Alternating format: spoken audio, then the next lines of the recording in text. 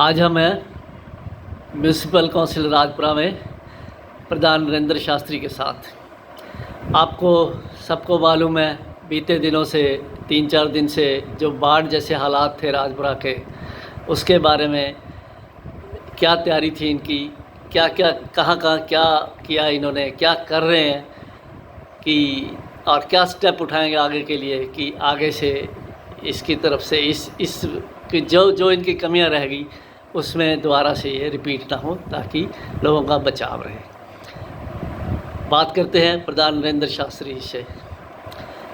राजपुरा में 3-4 strategic point है, SYL और पच्ची दरा। अब जो पटाला रोड के ऊपर जो है वो पाइपलाइन डाली गई, वो काफ़ी देर से ऐसी हालत में पड़ी है, वहाँ बुरी हालत रही। दोनों रेलवे अंडर ब्रिज पानी से पैक्ड हैं। उसके बारे में बारी बारी से हम चर्चा करते हैं। सबसे पहले पच्ची दरा, जहाँ से ज़्यादा लोगों को रिस्क रहा। ये जो पच्ची दरा का जो है ये बहुत बड़ा प्रोजेक्ट है, और जैसे SYL का भी बता रहे हो आप, पच्ची दरा का जो प्रबंध है ये सारा है ड्रेनेज विभाग के पास। हर साल जो नियम से, जो कायदे से बात है कि इनको वहाँ पे जाके सर्वे करना चाहिए कि बारिश के मौसम से पहले वहाँ पे क्या क्या प्रबंध करने चाहिए। ये SDM साहब और DC साहब के लेवल का काम होता है। ये हमारे उसमें नगर काउंसिल कोई। क्या आप ड्रेनेज विभाग से टेकअप करते हैं इस बारे में? नहीं, ड्रेनेज विभाग हमारे अधीन नहीं आता। उनकी एक विभाग की अपनी एक विशेष ड्यूटी है कि जो नदी नाले हैं जो उनके जो आसपास गुजरते हैं, मेंटेनेंस, सफाई, उनके मेंटेनेंस करना, उनका ध्यान रखना, वो विशेष डिपार्टमेंट है, उसमें हमारे अधीन नहीं आता। तो अब जो हालात थे वहाँ पे, उसके लिए क्या स्टेप उठाए आपने? देखो, जो हमारी नगर कौंसिल की हदूद के अंदर हमारी ड्यूटी होती है, जो मैं बता रहा हूँ, जैसे अंडर ब्रिज पानी से भर गए, बारिश बहुत ज़्यादा हुई तो उसको हमने बंद कर दिया। उससे जब हमें देखा कि पानी निकालने की स्थिति में हम नहीं है, इतने ज़्यादा नहीं है कि एकदम से सारा पानी जितना आ रहा है उतना ही बाहर निकाल दें, क्योंकि लगातार बारिश पड़ रही थी, वो हमने 2-3 दिन के लिए बंद कर दिया। वो पूरे भरे हुए हैं। आज हमने वहाँ पे काम शुरू कर दिया। हमारे आदमी जो है वो पानी निकालने का काम कर रहे हैं, और 2 दिन में, मतलब शायद कल शाम तक या कल दोपहर तक इनको खाली कर दिया जाएगा अगर बारिश और नहीं होगी। तो जो पच्ची दरा में आर्मी बुलाई गई थी, हाँ, उसके बारे में परसों रात को एक विशेष जगह से, जो मिडवे ढाबे के पास का एक वहाँ पे कॉर्नर है इसका पच्ची दरे का, वहाँ से पानी धीरे धीरे जो शहर की तरफ आना शुरू हो गया था। तो परसों रात को SDM साहब के आदेश से वहाँ पे जो सेना के जवान गए, उन्होंने रात को कुछ वहाँ पे जो जितना काम हो सकता था उसने कर दिया। उससे हमारा बहुत फ़ायदा हुआ। तो बाकी जो काम रह गया था वो कल हमने खुद अपने लेबर लगा के नगर कौंसिल की तरफ से खुद वहाँ पे निगरानी करके वो हमने वो कट्टे लगा के इसके अपना रेता के उसको बंद कर दिया। वो सेफ पॉइंट है, वहाँ से पानी नहीं आ सकता। तो जो पटाला रोड की बात करें, अगर उस पाइपलाइन को डले भी काफ़ी देर हो गई, कई महीने हो गए, तो अब वो वैसे है। अब उस बाढ़ के दिन में जो 2-3 दिन पहले ये हुआ, वो पूरा खड्डे बन गए थे वहाँ पे, डीप काफ़ी, किसी का भी वहाँ नुकसान हो सकता था। उसके लिए क्या आपने प्रिकॉशन लिए पहले, या क्या किया उसके बाद?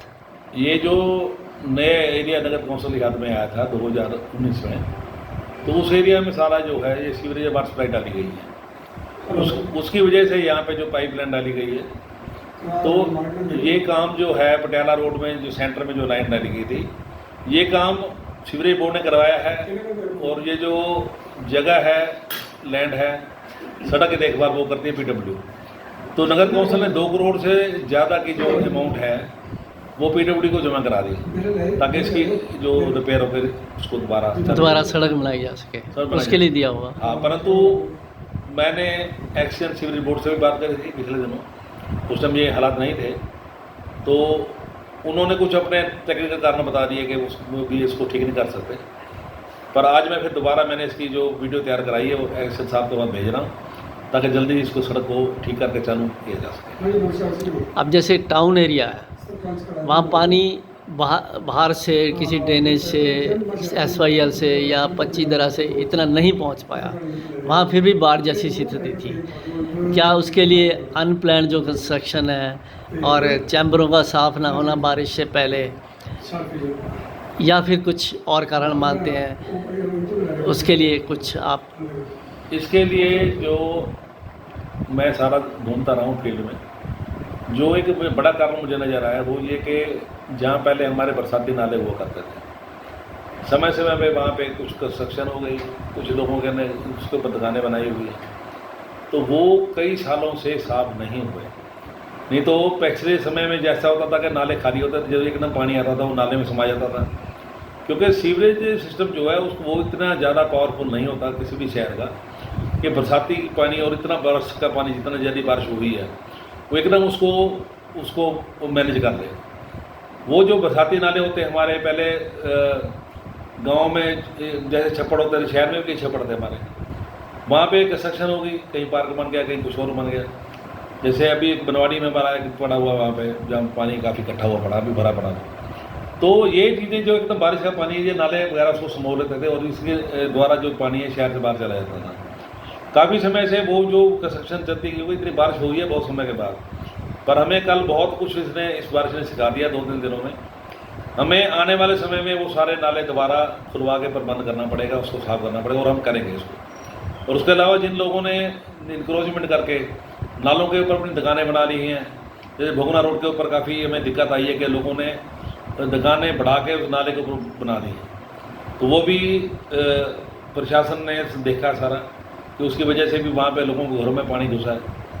ठीक है, जो पटियाला रोड के दोनों तरफ नाले हैं वहाँ पे पूरी जो सफाई हमने कराई है वो अच्छी तरह से नहीं हो सकी। इस बात वो क्या है कि कई जगह बंद है, कई जगह खुला है, तो वो कैसे संभव है? जहाँ पे जिन नालों से पानी गुजरता है ना, उनको बड़ी अच्छी तरीके से हम कल से ही, आज से ही जैसे ही लेबर प्रोवाइड होती है, उनको दोबारा एक बार साफ कराते हैं ताकि ये दिक्कत ना आए। म्यूनसिपैलिटी जो है पब्लिक वेलफेयर के लिए बेसिकली, तो जिनके घर दुकानें लो लेवल पे थी, जिन्होंने नई बना ली, ऊंची उठा दी, तो उसके लिए आप कुछ, जहाँ पानी आज भी भरा हुआ है, उसके लिए आप क्या स्टेप उठा रहे हैं?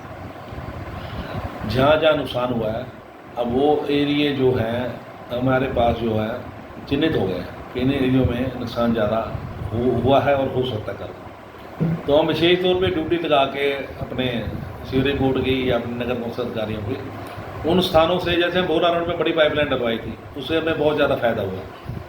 परंतु मैं बता रहा हूँ कि जो हमारे डिस्पोजल हैं वो इतने ज़्यादा ओवर कैपेसिटी के नहीं हैं कि बारिश के पानी को एकदम खींच के बाहर निकालना है। काफ़ी हमने पहले प्रबंध किए थे, उसकी वजह से नुकसान कम हुआ है, अगर वो ना होते तो नुकसान ज़्यादा होता, परंतु अभी भी कमी है मैं मानता हूँ, और आने वाले समय में इसको दूर करेंगे ताकि फिर कभी अगले साल जो बारिशें आएँ तो उसमें ये दोबारा नुकसान। एक बाढ़ से ही संबंधित मुद्दा है, किसी पर्टिकुलर वार्ड का, वार्ड नंबर 17 की बात करें अगर, पीर कॉलोनी, उसके आगे जाके ग्रीन सिटी कॉलोनी है।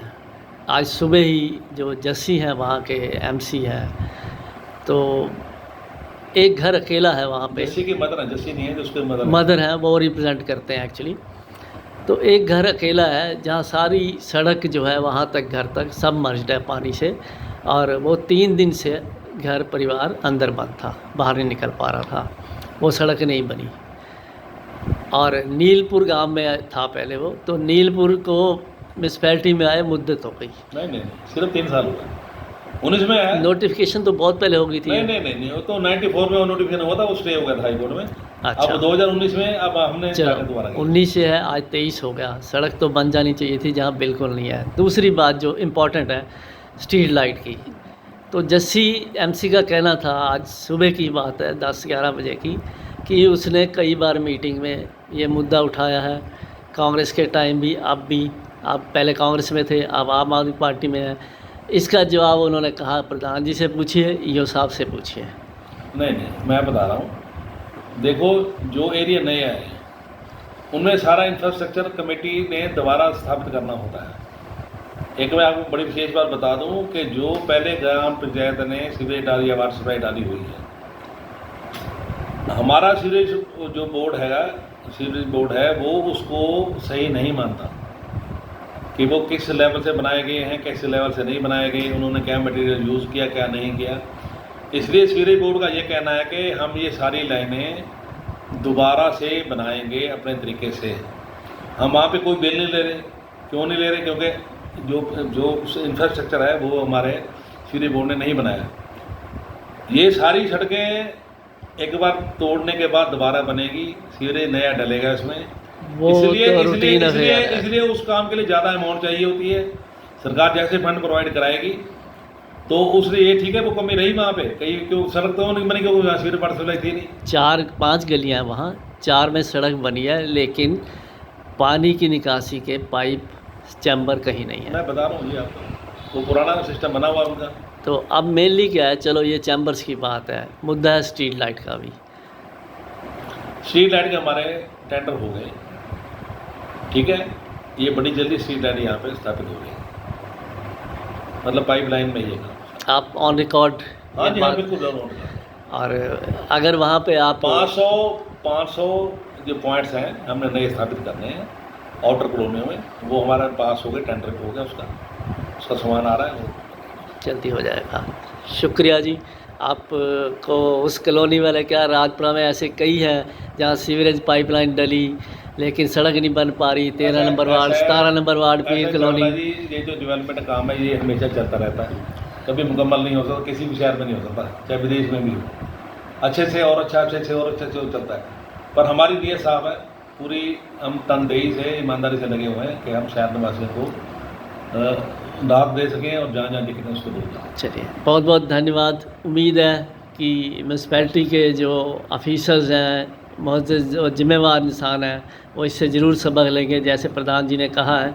तो ये ताकि आगे से ये नौबत जहाँ तक अवॉइड हो सकती है, प्रकृति की प्रकोप हो प्रकृति का तो अलग बात है, लेकिन जहाँ तक हो सके पॉसिबल वो अवॉइड हो सके। शुक्रिया प्रधान जी।